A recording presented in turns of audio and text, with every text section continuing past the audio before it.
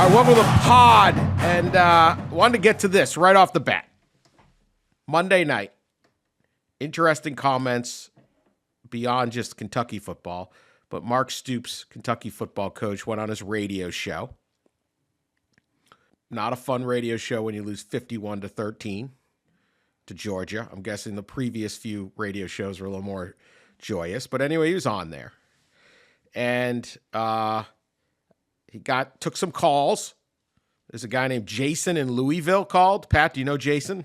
Yeah, he lives down the street. No, okay. No, I don't know Jason. You might. Was it Pat? I might. Did you have like a disguise your voice like technology?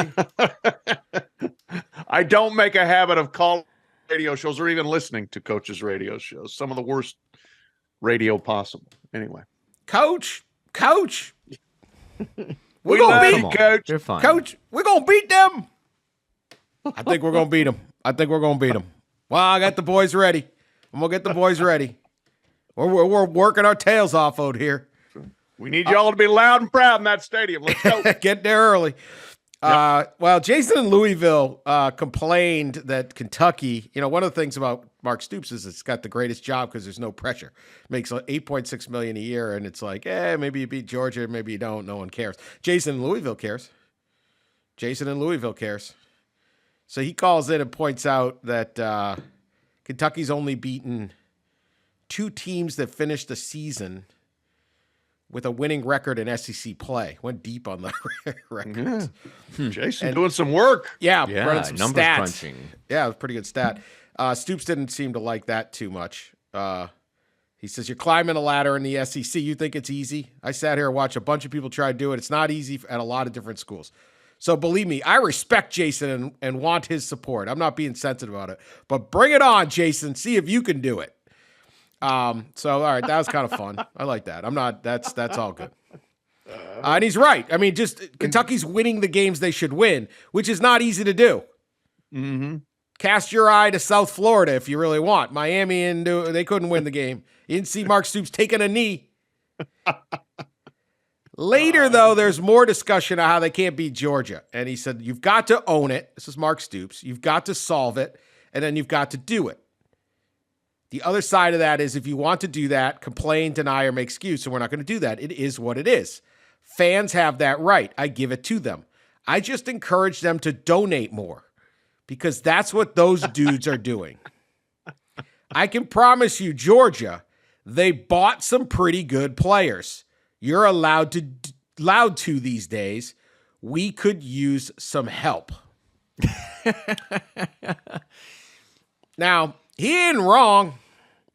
And Mark Stoops has done more at Kentucky than, I don't know, Pat, you know the program better than me, but since Bear Bryant or something, I don't know. I mean, there's Brooks Bear Bryant, Blanton, run. Collier, those would be the only 2, probably. He's done a great job.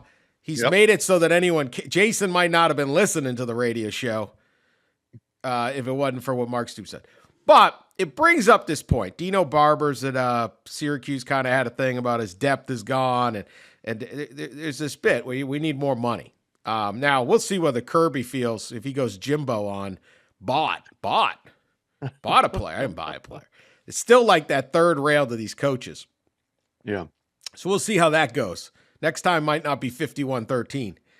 It might be more. But this is my thing that's interesting. And Stoops got some blowback because the vast majority of the people supporting Kentucky football do not make $8.6 million a year. Mark Stoops is one of the wealthier people in the state of Kentucky. I mean, he doesn't have a bourbon fortune, but he's been making a lot of money for a long time. And so what I want to ask is this. I don't think anything Mark Stoops said is wrong. I don't blame him. Whatever. He's getting crap from Jason in Louisville. But at what point does or should these extremely high-paid coaches, because we also heard this from Mel Tucker this year, Michigan State, we don't have enough money, and he's making $9 million. Well, he was making $9 million. Maybe we'll see what he made until he made a very expensive phone call. Very Chop some wood. Chop some wood. Most expensive wood chopping session of potentially all time. Maybe someone else lost their job with a more expensive wood chopping job, but not many. All timer. Anyway, at what point do these coaches? What point does this swing where all the money goes to the head coach, and at some point they sit there and say, "Hey, pay me $5 million, put the rest into to players," or a school says, "We're only going to pay you $5 million, but we're going to take $3.6 million here and put it to players." Because if you go to the NFL, if this is pro sports, as they all say, and clearly you have to come up with something to compensate your players, and facilities start taking a little bit of a backseat, and like nobody blinks that Patrick Mahomes makes more money than Andy Reid. Of course he does, right? So I'm not saying we're going to get to the point where someone's making $8.7 million playing for Kentucky football.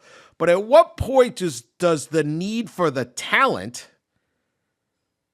cut back on the expense of these huge staffs and these really high-priced coaches? And is there an innovative coach that just says, "Hey, here's what I want. I want this SEC job." Let's say Kentucky, let's just say, whatever, big Power 5 job. You won't pay me this, but put all that extra money into that. Get what I'm arguing? Is there a moment where this just ends? Because they're paying him because he can get all the guys together, recruit Ohio, be pretty good. But what point does coach money matter less and maybe those salaries dip back? Is this just ever, Pat? Well, it should. It's funny. The times we have heard coaches talk about this, the solution is never, "Hey, I'm voluntarily cutting my salary so that we have some more money in the athletic department pool so that can eventually be directed to our collective so that we can pay the players." It's always, "Hey, Jason, working second shift at the Ford plant. Fred, over at the GE plant. Hey, Jerry that works in the coal mine, you know what? We need a little more from you guys." That's where we need the money from. I know you already give and you already annual donors and you pay too much for tickets and all that sort of thing. And we're now charging you $1 jillion for parking, and there's dynamic pricing. So it costs more to see us play Georgia than it does to see us play Akron, who we play every year. That's where the money, that's where we need the money to come from. Not from my rich pockets. You guys do it. So that was my same reaction to when Mel Tucker said it. Is the same with Mark Stoops. And yes, Mark Stoops done a very good job. But this is also, he's feeling a little bit of the new reality. Maybe he wants Kentucky to be known as a football school. Okay. John Calipari gets crap on his radio show when they only win by 20. You lose by 38 to Georgia with a team that's undefeated. Well, this comes with your $8 million salary. I know this. Georgia's talent, to me, doesn't seem to be as good as it was the last 2 years when Kentucky came closer to beating them. And I don't think Devin Leary transferred just because he likes the pastoral hillsides of surrounding Lexington, and Ray Davis transferred because he likes seeing yearlings run in the fields. I think they probably got some deals. That's what I'm guessing. So if they want more deals, let's look at who makes the money, where the money is going. As you said, Dan, the size of the staffs, and make some decisions there about where you want the money to come from, where the money needs to come from. Are we sure about the yearling thing? I mean, I don't know. Running in the pastoral It hills, is really nice down there around Lexington, too. Especially this time of year. Keeneland is open. The races are on. It's very nice. I remember talking to a basketball recruit once who went to a school he was from the South and he went to a school in the North, and I said, why are you going? He's like, foliage.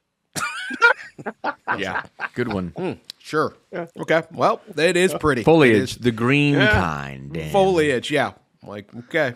Yeah, we know what kind of green. Foliage. I was impressed he knew the term, not just the leaves are like red, like knew the term. I was like, okay, that's it. Man, Vermont ought to get good. What the hell's Vermont's problem? Back to our talking point is I think already, some of this is happening. We've seen coaches sign contracts with the clauses in the contract about how much that their new school needs to spend on NIL. So we've seen some of that stuff. I don't know that we'll see salaries. Who has done that? What is that's like they put that bit on the school? On the school, right? They're in. It's been several of them. And it really started the last couple years. Yeah. Do you remember anyone off the top of your head who? No, but we can Google. Yeah, we can Yeah. Google it and find it pretty easy because I think it's several different coaches. But they're starting. Yeah, agents are starting to put that in contracts. Coaches are starting to want some kind of commitment in print to NIL because they know of how important that it is. I can't remember if it was in Lane's New Deal, with Ole Miss. I don't know why I want to say that, but it was in several contracts. I don't know if we're going to ever get to the point where schools take the money they were going to spend on staffs and or tell donors, you don't have to give to this. We're going to lower the coach's salary or not pay as much. But certainly the thought was, at least during the early stages of NIL, that facilities would stop. Like facility building and renovation would stop or slow down tremendously. And we've seen some of that. I think a good example is actually back at Ole Miss. I think they put a pause on their big renovations, like maybe earlier this year, right? And the thought was they were focusing more on NIL. So we've seen some of that a little bit. I just think it'll be an interesting change in how things are done, and I don't know that we're not linking to that. But certainly if you could sit there and come in with that as – I would think if I was hiring, that would be something that would interest – all right, Michigan State, we could just say we don't have to kneecap anybody on a job. Michigan State needs a job. And first off, I hear that – I read this story and I'm and I'm involved at Michigan State. I am calling Lexington and saying – they know Jason from Louisville. This is Jason from Louisville. Come on up to MSU. Because if I'm MSU, if I'm Michigan State, I want Mark Stoops. Guy's got great ties in Ohio, and hey, you're banging your head against this wall. Come bang your head against this wall, but that wall's a lot closer. You can be it's. We've been number one in this league. Mm-hmm. We've won the league. Not easy, but it's a lot. Kentucky hadn't won the league. Kentucky didn't go win the league. So come on up to East Lansing. Get back to the Midwest. Ohio, we love you. Just hammer Youngstown all day long in recruiting. Anyway, but I would think that if I'm sitting there and I'm Michigan State and I got some candidates and a guy comes in and says, you don't pay me $9 million, pay me $5 million. We're going to put it into the players. I think that's the big thing. We're going to talk a little bit later with Ross and his interview, his day with Commissioner Sankey of the SEC, Greg Sankey. And part of it's like, where is this money coming from and all this stuff? Some priorities have to change. And I wonder just a little bit like certain schools are ahead of the game. Like if you have the foresight to say, all right, we're flipping this around. We just saw just one more before I let you go, Pat, say something. Like we just saw the Utah players get this 6 months lease on a truck. It used to only be the coach got the deal.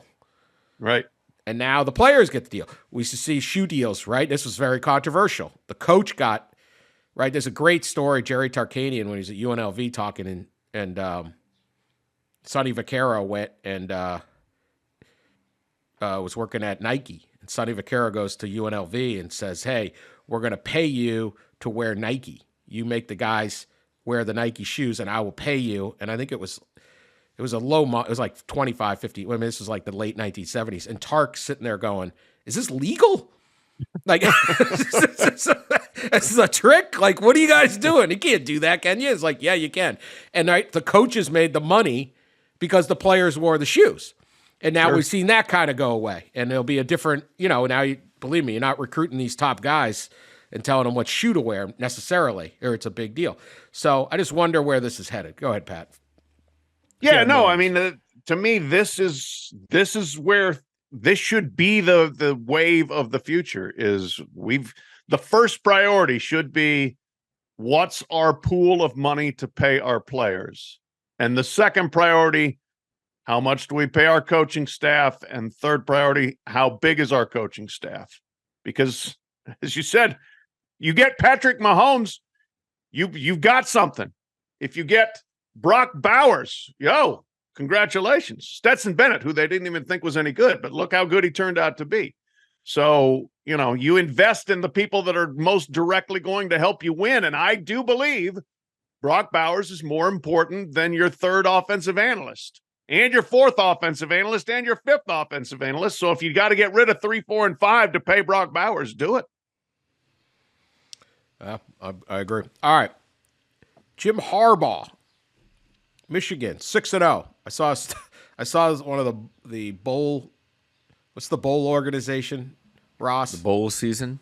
Yeah, maybe that bowl season. They tweet out Michigan is bowl eligible. 6-0. And I think they were selling T-shirts. I don't know. Maybe it was a fake T-shirt. You can't actually buy it. I'm thinking they have higher goals than being bowl eligible, but congratulations to the Wolverines and all the other 6-0 teams. Georgia, congratulations, you're bowl eligible. Yeah. If everything goes completely sideways from here, Michigan can still go to the Quick Lane Bowl. So a couple interesting things with Jim Harbaugh of late. One is his contract. He famously in his contract, he took the pay cut after the 2020 season.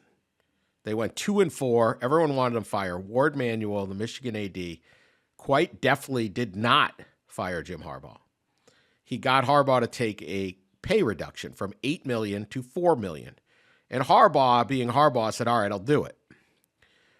One of the greatest decisions in the history of Michigan football. Because since that moment, they are, they're 31-3, at least something like that. Yeah, I think that's so. They only lost to Michigan State, Georgia, and TCU. Yeah, they've won two titles, 2 Big Ten titles, 2 playoff appearances, and they're 6-0, bowl eligible. Congratulations. GoDaddy.com bowl. We'll gladly. You ever go to you guys are going to Washington, Oregon this weekend, and there'll be like the bowl reps there from these bowl games. Oh yeah, those are always funny. Like the jackets. You ain't getting these guys. There's a red jacket, an orange jacket, and a blue jacket. The GoDaddy Bowl is here. Why you just getting a free weekend? Do you need to scout them in person to know that I would take? Dan, come on, it's about relationships. They got to chum it up with the ADs, I know. presidents, and screw up our playoff. Anyway, back to this. I got a bowl rep story real quick. Go ahead. I want to hear it. I want to hear it. Okay. I love a good bowl rep story. This was just a week and a half ago. So Colorado plays USC and loses and falls to 4-2. USC's undefeated. Usually the bowl reps do what they do. They go to the winning team, right? In those situations. The 2 guys from the Sugar Bowl are in Colorado's press conference. Yeah. Colorado's 4-2. 3-2. Yeah, at that point, 3-2. Yes, 3-2. And they're like, they just wanted to see the Dion show, man. That's right. Oh, they'd invite them if they could. If Colorado gets 6-6, they're going to the Rose Bowl, baby. Come on now. I'll take that 10 million viewers. I mean, come on. Yeah. Enough bowl ties. They're kicking us out anyway. All right. The Sugar Bowl's a playoff bowl. They ain't going to the Sugar Bowl. That's true. They just want it. Yeah. It is the bowl rep. It's a great gig. Great gig. All right. So they are rolling. Now, he took that deal. Now, obviously, he wins the Big Ten, the first in 2021. He goes up to the Vikings, thinks he's going to get the job, did not. But he comes back, signs a 5-year deal worth $8.3 million. As these things go in college football, where a year and a half later, he's looking for a new contract. He wanted a new contract last January.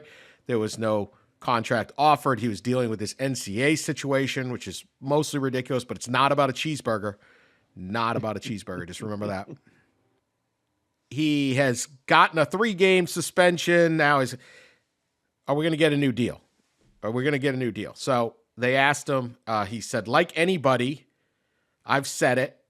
You want to be somewhere you're wanted. If they like what you do and how you do it, your bosses tell you that, and then that gets reflected in a contract. Bottom line, any of us, right? We want to be somewhere they like how you do it and what you do. That is true, although in the real world, generally you sign a 5-year deal, you ain't renegotiating a year and a half. These guys are a little out of touch, but in theory, that's how it works. Asked if he feels wanted at Michigan, he said, yeah, I do.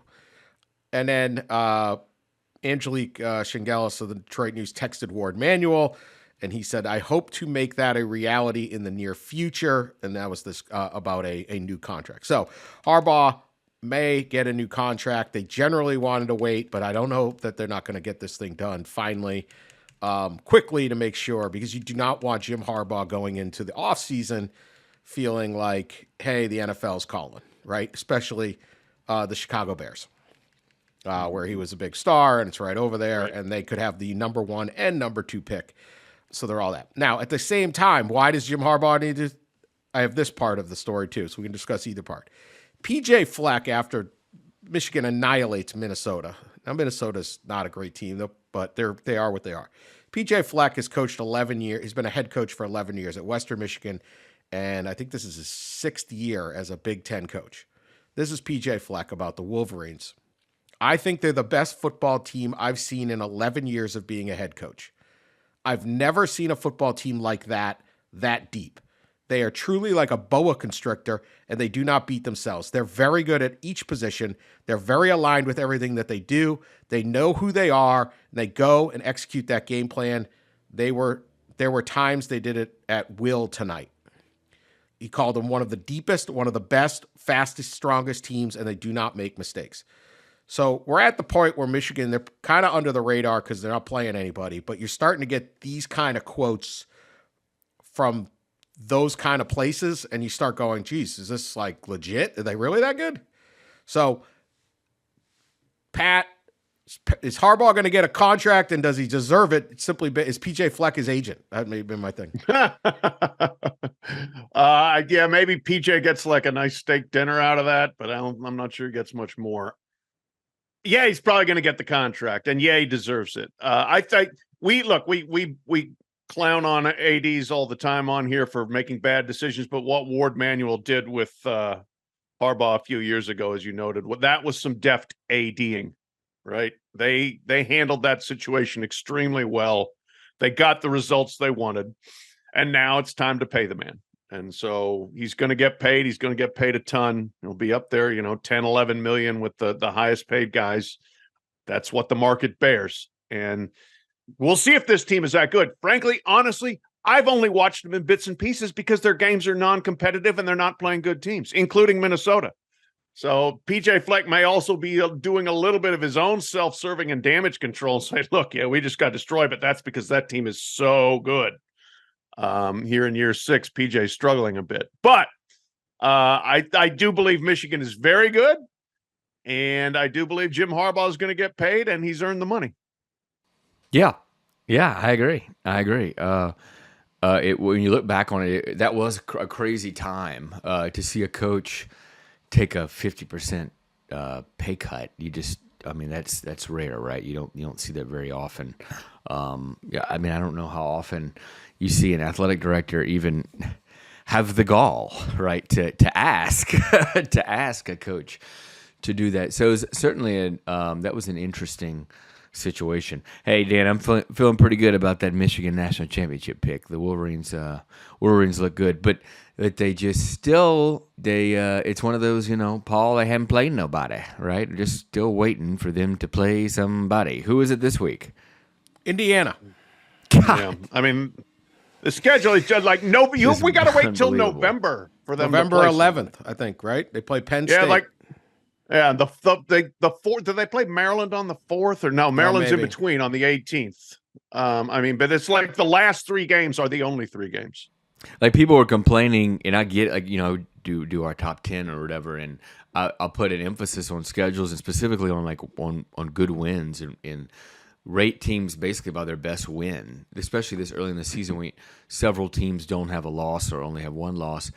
And you look at the top 10, maybe even 15 teams, and everybody has a better win than Michigan. Everybody. Yes. That's at least in my top 10. Everybody has a better win than Michigan. And so just kind of waiting for them to play somebody. We will see, but those are strong things, and certainly a Harbaugh contract is in order. And I think the thing about it is we see a lot of dumb contracts. We see a lot of overreactions after one season, right? The famous kind of Charlie Weiss example at Notre Dame. And then there's also the idea of like the fake, he's in demand. Mel Tucker. Mel Tucker's going to go to LSU, right? Let's just react and give him a huge deal. Harbaugh is a proven commodity. I mean, they may never be this good again, but he's been there, 10, 11 years? I mean, here's 2, 3, 4, 2015 5, was 6, his first 7, year. So 8, is this 9 8 or years. 9? Ninth year. I mean, he won at state. I mean, he went this is a proven commodity. He's an alum. Yeah. He the proof of concept is there. I think they're well positioned with the NIL and the transfer portal to be really, really good. I think that has helped Michigan football close that elite gap on teams. They're able to bring in. They get old, stay old. They bring in good players. He's a very good football coach. You can't win at San Diego, Stanford, make a Super Bowl, and then win at Michigan without being a good football coach. And now that they can kind of do some of the things that they weren't quite able to do, it's there. So I don't think giving Jim Harbaugh some incredible deal is a bad idea at all compared to just reacting after one good season or we had one good player. He's got that much going for him. All right, we'll be back right after this message. All right, the big game this weekend, we will talk a lot of games on Thursday for Race for the Case. It's not as loaded of a weekend, but there is some sneaky good games, and then there is a couple just obvious ones. And the obvious one here is Oregon visiting Washington. Number 8 Oregon, number 7 Washington. Game is in Seattle. It's 3:30 Eastern time, 12:30 out there. This is the kind of Pac-12 matchup we missed the last 3, 4, 5 years, particularly for a gap there of about 5 years when the Pac-12 is eliminated from playoff contention. This is one of those games. We're not sure. We'll see how it plays out. But this is the kind of game we are going to gain a great deal with the 12-team playoff, but this is the kind of game we are losing a little something. Because whoever wins this game has the inside track, not just on the Pac-12 championship game and the Pac-12 title, but the playoff. And you lose this game, and it is either impossible to make the playoff or it's going to be some tough sledding. I don't know if the Pac-12 has enough cred in the committee. It shouldn't matter, but has the cred in the committee where they can get 2 teams in the way a Big Ten and an SEC have proven to be able to do it in the past. Maybe they'll do it out of sympathy. The people in the room, Or maybe now it's very Big Ten sympathetic teams. group. Washington State and Oregon State are like, bring us that cash. Every dollar you make in playoff money, we're getting it. Mm-hmm. As long as we win our little, I think they're going to arbitration. 10 versus 2 arbitration. Yeah, mediation. Yeah. It's very nice. Mm-hmm. It's like a nice divorce they're trying. We'll both respect, Mm-hmm. It all works until they start dating other people, and then I've seen that act before. Anyway, the Big 12's, Big 10's like, yo, bring it. No, don't give their money to those guys. Oregon, Washington, huge game. Bo Nix, Michael Penix. Thoughts on this one? I know both of you are going to the game. Ross, you want to start? Yeah, Chris Felica with, I was about to say ESPN, but Fox. The Bear. Tweeted this out. I think it's an incredible stat. Oregon at Washington is the first Pac-12 matchup of teams 5-0 or better since 2004. So 19 years. That year, USC beat Arizona State 45-7. So 0 Pac-12 matchups of 5-0 or better in the last 19 years. Over that same span, the SEC had 15 of those matchups. It's just an incredible stat and shows you obviously the difference, between the two leagues, but also just shows also how big this matchup is and how rare and unusual a matchup like this is. And I'm excited. I've never been up there to Seattle, and you heard stories about the stadium and on the lake and all this stuff. So the sail, they have their own version of sailgating up there. So I'm excited to see kind of the atmosphere, and it's a huge game. Both of these teams do, of course, play USC later in the season. I think Washington maybe plays there, and Oregon hosts USC. So the winner of this game obviously will be kind of in the driver's seat. And if they can take care of business with the Trojans, they should lock up a spot, you would think, of the championship game. Yeah, I mean, this is one of the biggest games of the year for sure. It is a phenomenal setting. Seattle's obviously one of the great cities in the country and the world. And the stadium setting is fantastic. It's looking like it's going to be cloudy, which is kind of a regular occurrence up there. But on a sunny day at Husky Stadium, man, there are not many nicer settings in college football. But here's my concern for both schools, both programs here. Will it ever be this good again after this, when they're leaving for the Big Ten? Right now, these two teams at the top, and I've seen USC play. I think they're better than USC. USC plays no defense. I think the winner of this game takes a big step towards winning the Pac-12, certainly going to the Pac-12 championship game. Next year, you're going into a league where you are in a probably 4 or 5 team muddle to be the 4th best team in that league, because Michael Penix isn't coming back. Bo Nix is not coming back. That doesn't mean those programs won't still be very good. Occasionally can be great, but you are taking a step up in competition. You're taking a step up in difficulty of travel. You're taking a step up in scheduling and all those sort of things. And so, like, be careful what you wish for. Yep, you're going to make all that money. But right now, what you've got in the Pac-12 with this game this year, this week, is awfully good. And they are voluntarily stepping away from that and stepping into something different next year. That's going to be a lot harder. Yeah, call Lincoln, Nebraska, and ask them how it goes. Yeah, I'm continually fascinated by this concept that had this season, had the Pac-12's TV deal been coming up in like 2 years, how much more money would they have gotten? Yeah, and how less desperate would the schools have been, saying, "Look, we got nothing going in this league." If the playoff had expanded earlier, they went. What are they? They haven't had anyone since Washington, right? Is that still Washington 2016? 2016. She's sitting around and going, "We're not getting in the playoff. We're not getting the money. Let's go. Let's jump." And does it stop UCLA and USC? Because you're right. It's a lot easier to win this league than getting into this 18-team deal where the Buckeyes and Wolverines and Nittany Lions aren't moving. Now, there's a lot of, Pete used to say, flotsam and jetsam in the Big Ten West. But yes, this is the kind of game that should get a nice rating, that should sit there and say, hey, this is worth more money. Oh, wait, we have Deion Sanders in Colorado.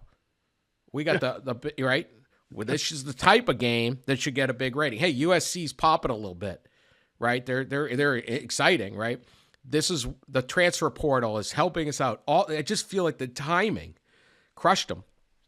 Also, very, very interesting report by John Canzano, Bald Faced Truth newsletter out of Oregon.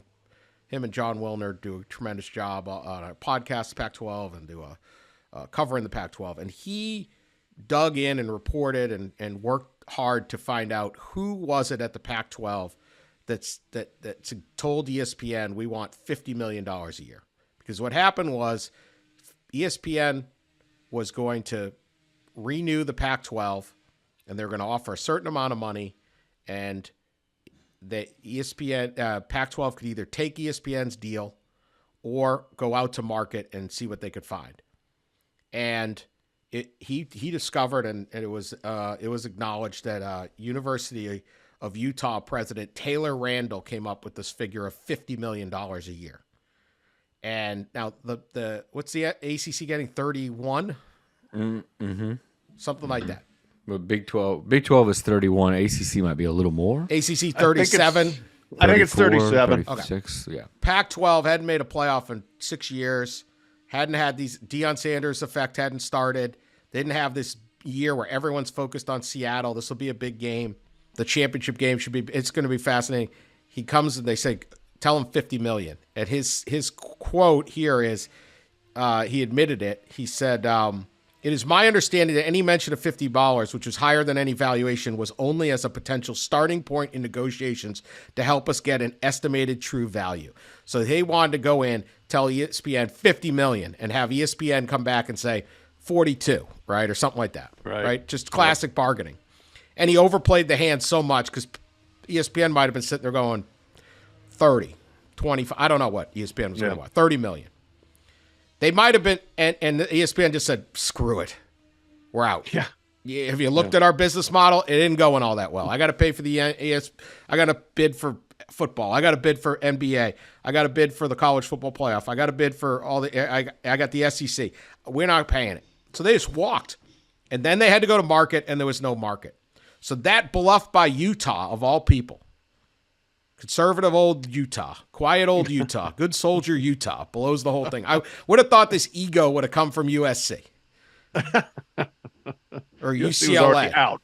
Right. They were already out, right. They were already out. It would have come from, you thought it would have come from like an Oregon or even Washington or Arizona. Teams who are kind of flirting with leaving, right? The Arizonas, the Washingtons, and Oregons of all the schools.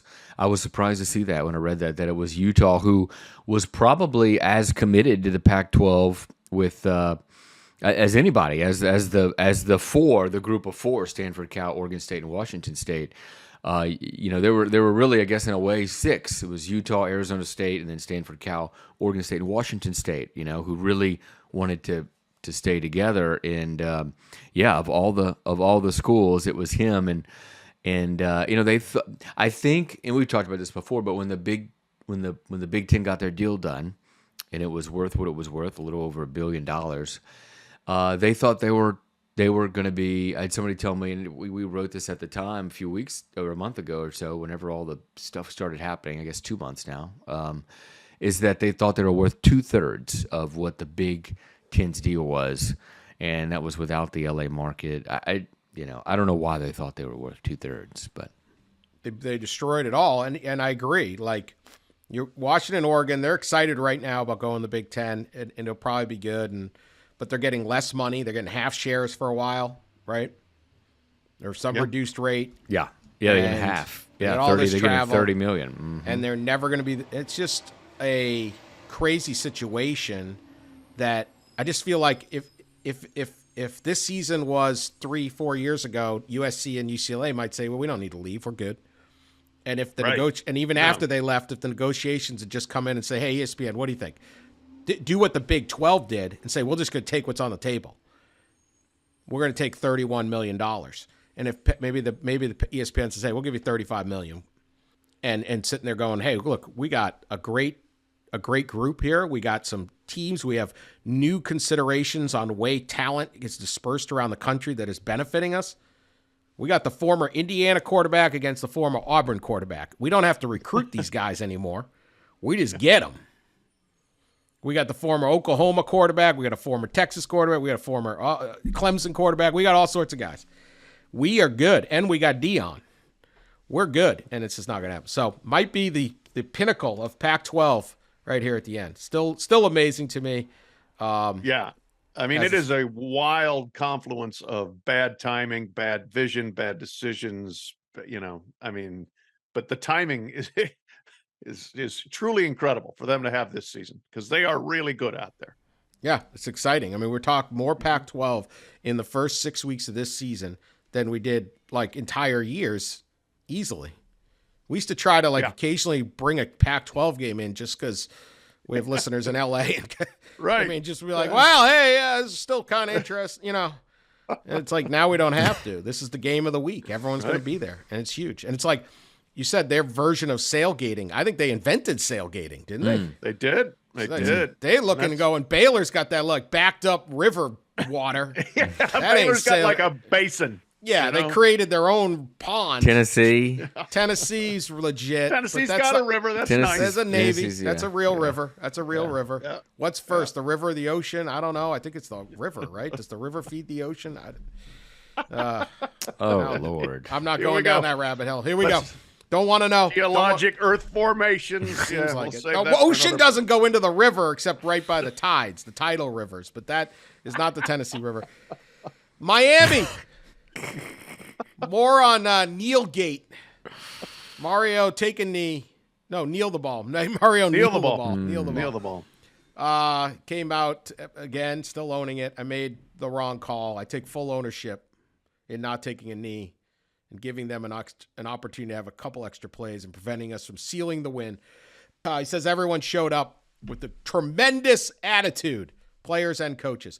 OC Shannon Dawson came out and jumped on the grenade and said he made the call.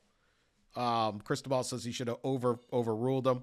And then in the most Miami thing of all time, the day after the worst coaching blunder you're going to see, they land a commitment from Nye Carr, this like 4-star, highly top 100 wide receiver from Georgia who had just decommitted from Georgia, and he didn't decommit from Georgia because Georgia signed someone better. They didn't want to lose him.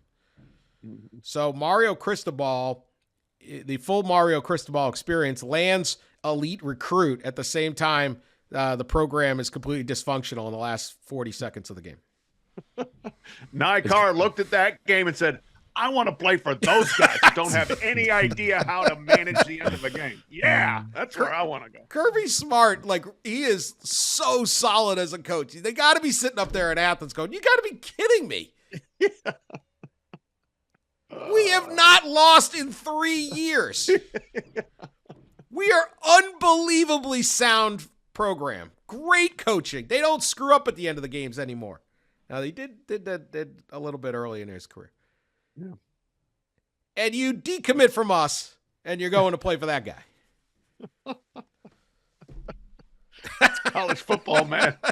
The whole thing is so Mario Cristobal, too. You know, he's known as not the greatest sideline in-game coach, but is a great motivator, you know, and then a great recruiter, a great acquirer of talent, and it's just so fitting that they goof on the field and then turn around and he's on the trail landing a commitment. Very on brand.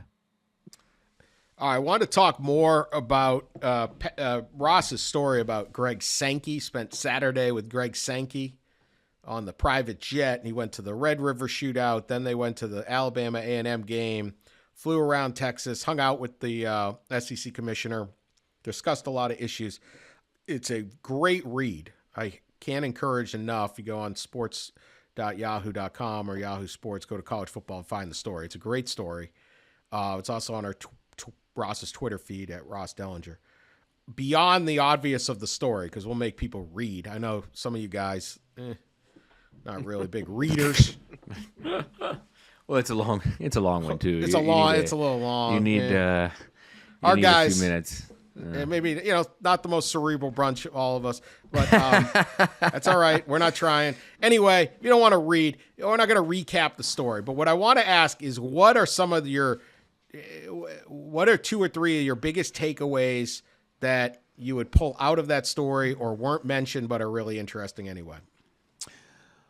Well, I think anytime you can spend so long with a person, you just, you learn more about them, obviously, and you can kind of humanize them better, I guess, is maybe the right word. I mean, I think a big part of our jobs in journalism is kind of humanizing athletes, coaches, administrators who fans see from afar and sometimes view as like robots, but I know they're real people too. So when you spend so long with somebody, especially in the cramped quarters that we were in for say 3 of the 12 hours, you learn a lot about them, a lot about their past, a lot about how they think, how they make decisions. There was a lot of interesting things. He's got I don't even know where to start. I mean, we talked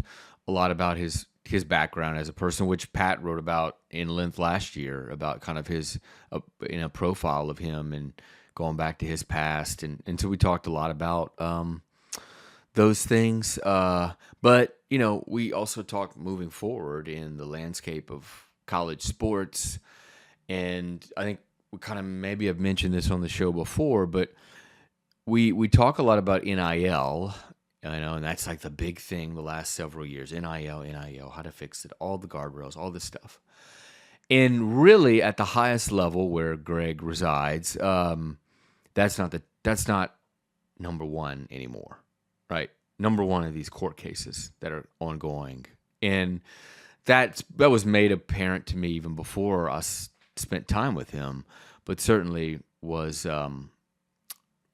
emphasized in my time with him and his concern. And it's funny because after he left on Saturday, he went to New Orleans on Sunday, where the SEC presidents met Monday, and the main topic of discussion was the House lawsuit case and what to do about it, and how catastrophic, as one president put it to me, it could be. And so that was really kind of eye-opening. We always talk about the split of the Power Five or the FBS splitting away from everybody else, from the NCAA, and governing itself. And I think these court cases could be the catalyst, right, for that to happen. And Greg Sankey didn't talk too much specific about the court cases, but he did talk about his frustration again with the system in the governance model. And so did Tony Petitti at the Big Ten. And something I noted in there that I think is important is Greg Sankey and Tony Petitti are talking quite a bit.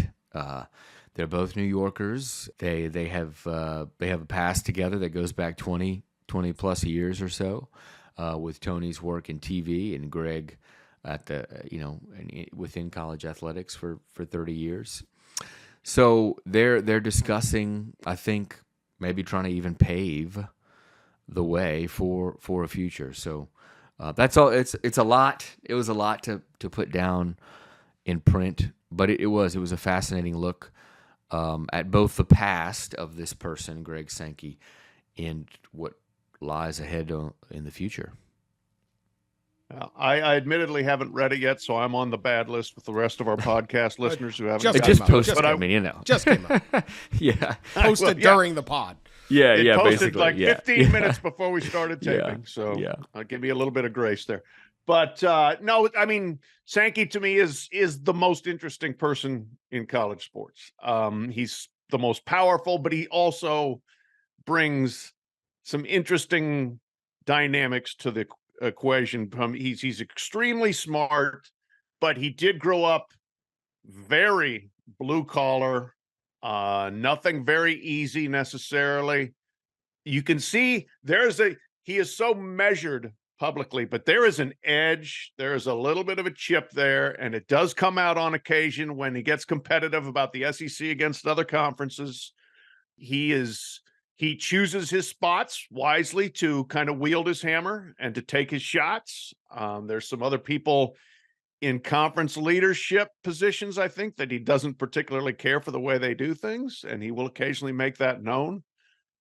He does certainly use the bully pulpit that the SEC is to his advantage and to the league's advantage, which you would expect, because it's, as we've pointed out 9 million times on the pod, it's everybody out for themselves. And so if you're out for yourself, that's what you do in college sports. But yeah, where this is going is fascinating. And I do think, look, the SEC and the Big Ten are in the power positions. If those two commissioners can work together, they will, I think, probably have a bit of a strategic, I don't know whether I'd say alliance. That word has been pretty well trashed in college sports, but a strategic understanding of what's best for those two and how to get there. And with the mounting court cases and the legal landscape in front of them, there needs to be a little bit of planning coordination.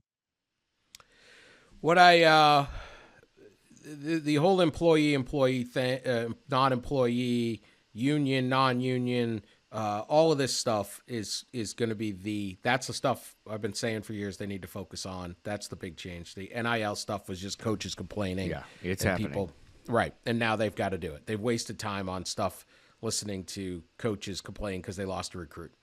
Right. Yep. And that was a waste. They're not getting anything done in Congress. They never were getting anything done in Congress on that. So they took their a new NIL hearing, another hearing, Dan. Did you they're going to have another hearing. What, Charlie Baker's going to talk now? Yeah, right? that'll do it. Yeah, they don't have a Speaker of the House. We have, there's wars going. I don't want to, this is a relief from all the problems of the country. Come on. A week from today, a week from Tuesday, October 17th. Great, another hearing. Before the Senate Judiciary, and Charlie Baker will be a witness, along with a collective CEO, Walker Jones of Ole Miss. The Ole Miss collective will be alongside Baker and a couple others, which is a fascinating kind of dynamic. Well, maybe there'll at least finally be somebody who presents another opinion on this, definitely will. In the middle of this exciting parody-driven season with record television ratings, full stands, and all this, let's do another hearing to say how we're dead. It doesn't make any sense, but this is what they do. Fine, we got to move on to something else. What I like about Greg Sankey, who is far more powerful than Charlie Baker, is he spent his entire career in college athletics. He takes this stuff. He has proven through the years to care about college athletics and the future of college athletics. His work on the playoff showed that. His work through the years. Everyone got mad at him because Texas called, and he took the call and he said, yeah, you're coming. We're taking Texas and Oklahoma. And they all got bitter about it, but everybody else would have taken that call. The belle of the ball, the homecoming queen called and said, what are you doing Friday night? He said, let's go. That's not his fault. And so he's been unfair. That whole part and the alliance proved to be a total joke. But what I like is he's not a commissioner that's coming in and saying, I'm going to be here for 5 years. I need some kind of initiative, because those are the worst kind of bosses that anyone can have, is I'm here short time, but I'm going to pass some initiative. I'm going to do something and declare it a victory when it's not.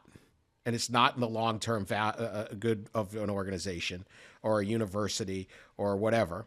But I'm going to do this, and I'm going to declare victory, and I'm going to go get another job.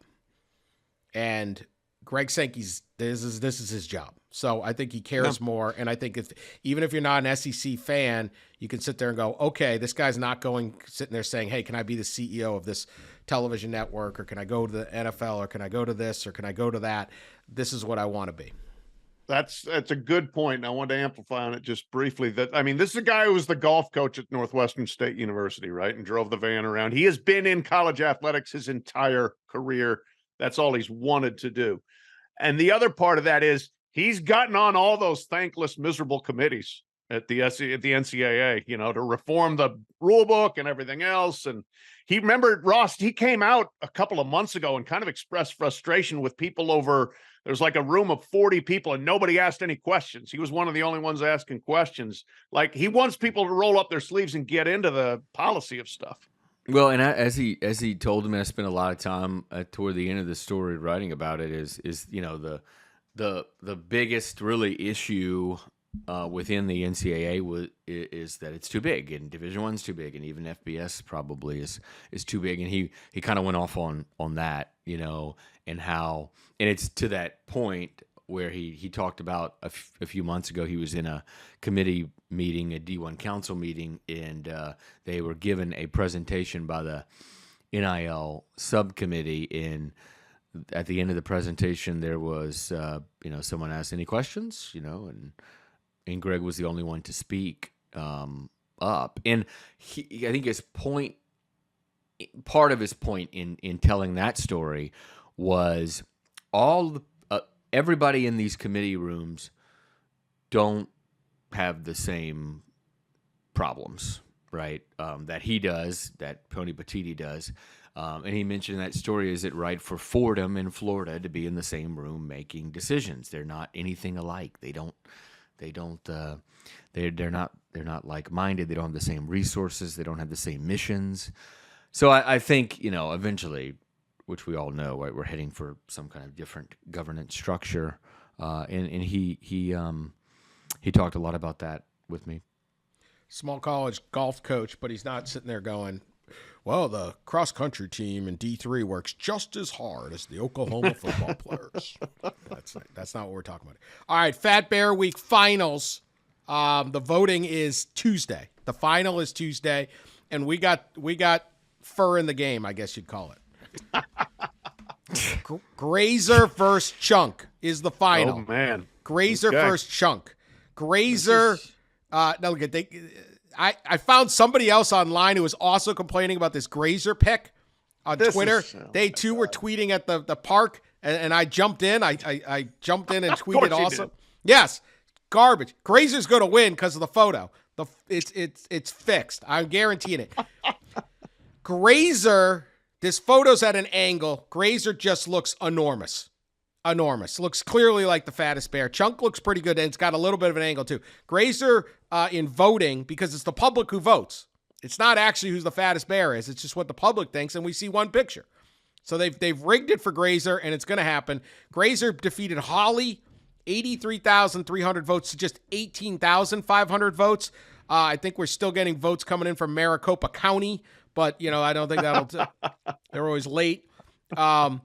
Grazer is now facing Chunk. Chunk defeated 901, who Final Four, you don't even have a name.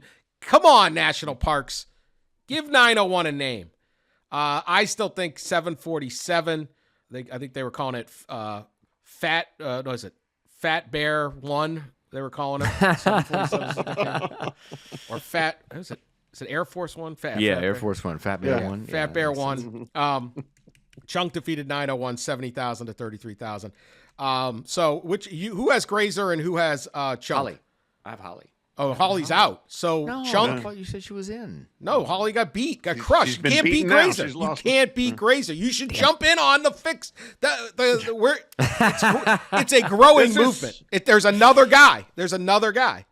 It's a growing movement. We've come to this listenership. Dan Wetzel now sounds like the Ohio State fans who still want Javon Bullard penalized for targeting in last year's Peach Bowl. That's how bitter he is over these results. You tweeted that there was Fat Bear controversy. There's not. Your bear lost. That's it. No. There is. And at _math GHAMHNA said Bear Force 1 got hosed. That's what they're calling it. Bear Force 1 got hosed by a bad pick this year, and I will die on this hill. I said this is 100% true. I'm wasting my time commenting on this. And then Moco Bear /B3ARM0K said that's right. He backed me up too. So there's three of us. You're fighting a Twitter war like Bucknut 27. Yes, it's like the old BCS computers. You're like, no, the Harris poll is garbage. Right? That is what happened. Anyway, Sean, are you still in this? You have Chunk, right? I selected Chunk, yes. There's Let's go, Chunk. Pull the upset, baby. Defeat this corrupt organization, the Katmai National Park and Preserve in Southwest Alaska. It has volcanoes, coast, tundra, cultural history, and a fixed fat bear contest. We need a competing national park to have their own fat bear contest. Let's get another one. I still love we need the XFL of Chunk Fat is Bear. A good competitor too. Grazer is too, but it's just, how are you not outraged, Ross? You just lost to the same thing I lost to. I know. I'm ticked off. Can't you tell? Yeah. Let's see. I think the biggest problem is that Grazer's before picture looks like a fixed picture, whereas Chunk's before picture, he still looks kind of big and sturdy. So if you're looking at two fixed pictures, then the forced perspective, we're looking at a massive Grazer. Absolutely. And if Chunk wins, Lord. I want Here it we erased go. for the case. I want it to count for me. See? See? No, and no. The Fat Bear contest does not go in race for the case.